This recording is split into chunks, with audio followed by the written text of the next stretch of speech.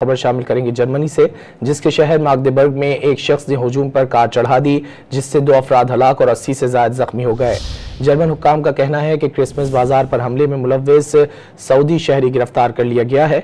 हुक्काम का बताना है कि गिरफ्तार शख्स पेशे के लिहाज से डॉक्टर है और 2006 से जर्मनी में रिहाइश पजीर है। वाक़े के बाद पुलिस ने इलाके को सील कर दिया। रिपोर्ट के मुताबिक मुलजिम ग्रेटर इसराइल और गजा पर हमलों का हामी है।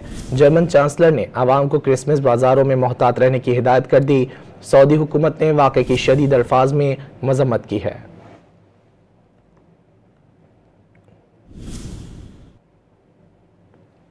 जर्मन हुक्काम का कहना है कि क्रिसमस बाजार पर हमले में मुलव्विस सऊदी शहरी गिरफ्तार कर लिया गया है।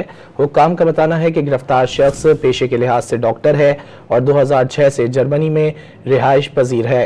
वाक़े के बाद पुलिस ने इलाके को सील कर दिया। रिपोर्ट के मुताबिक मुलजिम ग्रेटर इसराइल और गजा पर हमलों का हामी है। जर्मन चांसलर ने आवाम को क्रिसमस बाजारों में मोहतात रहने की हिदायत कर दी। सऊदी हुकूमत ने वाक़े की शदीद अल्फाज में मजम्मत की है।